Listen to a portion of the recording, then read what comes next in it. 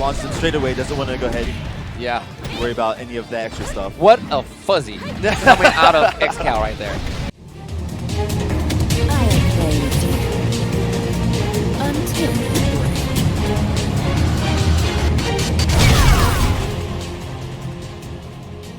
Hi guys, welcome to my channel. My name is Ultima Ivanov and this is my very first video on this channel, which is going to be about fuzzy guarding in Dead or Alive 6.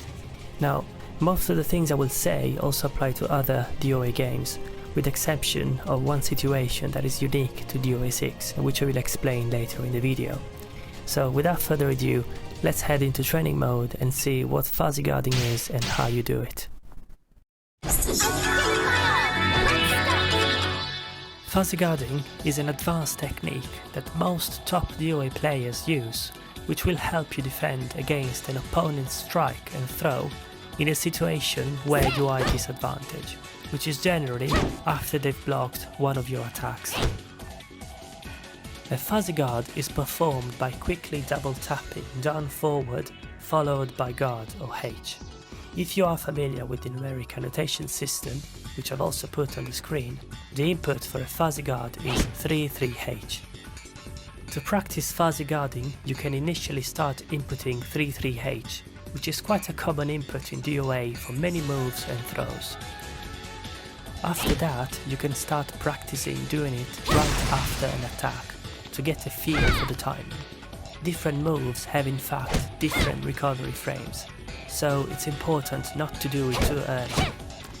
DOA fortunately has quite generous input buffering windows, so you shouldn't have too many problems after a bit of practice.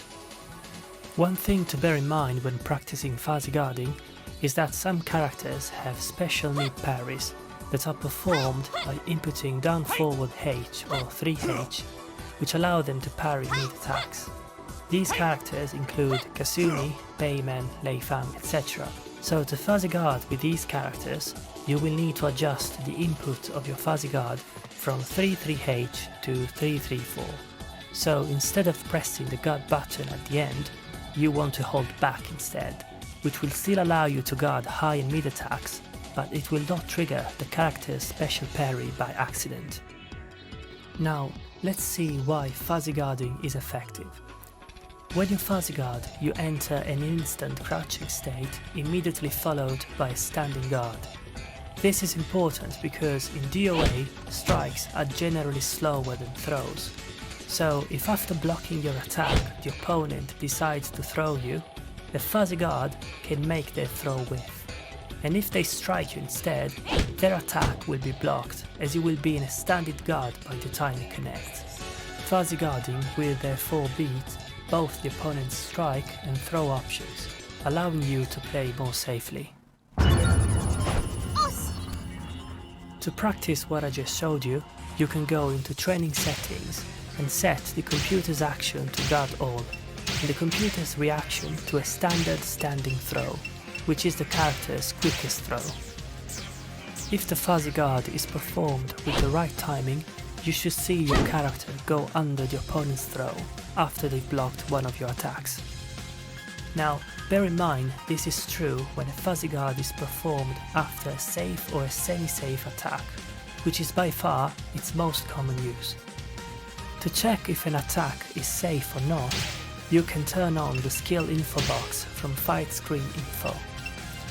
If the computer's action is set to guard all, you will then be able to see the advantage or disadvantage after a certain move on block. As a reminder, safe moves in DOA are moves that when blocked leave you at a slight disadvantage of generally -5 or less and cannot be throw punished, whereas semi-safe moves leave you at -6 or -7 and can only be punished in a neutral throw, which however can be broken. Examples of safe moves include Itomi's 6H+K, Jan Lee's 66K, Kokoro's 66P, and Rig's 9PP. These moves are actually safe against all DOA characters, because most characters have 5 frames neutral throws and 7 frames forward throws. But there are some characters like Tina, Bass, Lisa, Hayabusa and Honoka who are grapplers and have 4 frames neutral throws and 6 frames forward throws, and therefore can punish moves that would normally be safe or semi-safe against other characters. So for example, Hayata's 6pk, which is -7 on block, is actually unsafe against grapplers, who can punish it with a forward throw for guaranteed damage.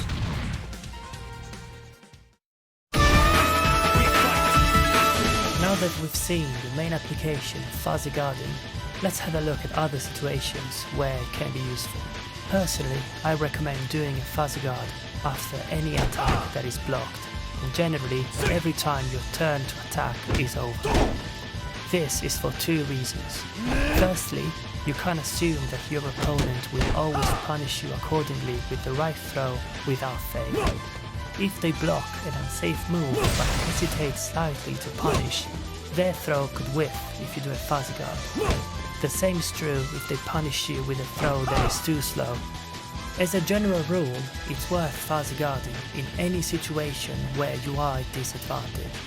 For example, after you've blocked a guard break, or on wake up when not using a wake up kick, after a force tech for instance. Another situation when fuzzy guarding can be useful is at the wall, after a wall throw that removes wake up kicks. Well-timed fuzzy guard here can get you out of the vortex whilst you still be able to guard against strikes. As a general tip, after these throws it's always a good idea to wake up rolling away from the wall, pressing up or down plus H, as this will get you out of a dangerous situation. Speaking of throws, some characters like Rig have reset throws that give them an advantage but don't guarantee them any attack. In this case, to avoid risk of being thrown again, you can use a fuzzy guard. The last situation I want to show you is specific to DOA6, which is after the opponent performed a break hold on the wall. In this case, you will switch sides, and that will put you in a bad spot between the wall and your opponent at -5. A fuzzy guard here is your best option, as it can prevent you from being thrown near the wall.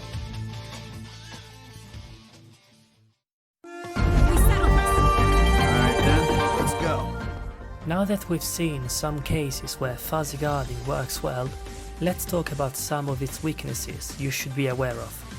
At the beginning I said that when you fuzzy guard, you enter a crouching state immediately followed by a standing guard. What this means is that at the very beginning of a fuzzy guard, you are vulnerable to low throws, even if it's just for a few frames. It is very rare that a player will try to punish you with a low throw after they've blocked one of your safe moves. However, at very high level play, some players might do this, and it's up to the other player to take note of it and adapt accordingly. So in a sense, fuzzy guarding becomes a bit of a mind game. The other weakness of fuzzy guarding is that it loses to slower throws, particularly catch throws. These throws are generally 12 frames or slower, and are slow enough that your character will be in a standing state by the time they connect, leaving you no other choice but to adapt accordingly. Right guys, this wraps up my video about fuzzy guarding, which I really hope you found useful. If you enjoyed it, a like would be much appreciated, and if you think it could help your friends or other players, please consider sharing it with them.